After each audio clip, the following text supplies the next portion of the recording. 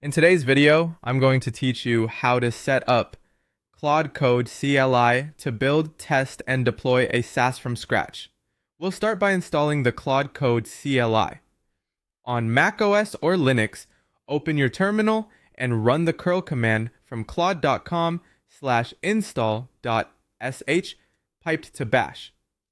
On Windows, open PowerShell and run the IWR command from claude.com/install.ps1 with USEB, then pipe it to IX. Once that completes, confirm everything worked by running claude space dash dash version. If you see a version number, you're good to go. Next, set your API key as an environment variable so the CLI can authenticate continuously and support automation. On macOS or Linux, export an environment variable named Claude_API_key. On Windows, use setx with the same variable name. Keep this key private and restart your terminal so the change takes effect system-wide. Create a clean workspace for your app. Make a folder named Claude Saas project, change into it, and open it in your editor.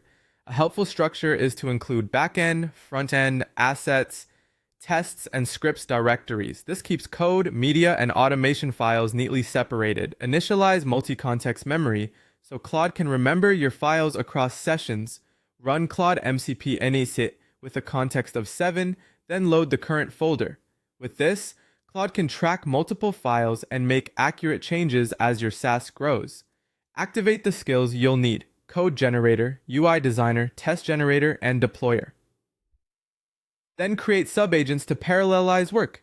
Add a backend developer tasked with generating a Node.js and Express API with authentication, a front-end developer to produce a React app with Tailwind CSS, a code reviewer to catch issues, and a test writer for unit and integration tests. These subagents coordinate multi-step development automatically. Ask Claude to generate the backend, provide a clear prompt, build a Node.js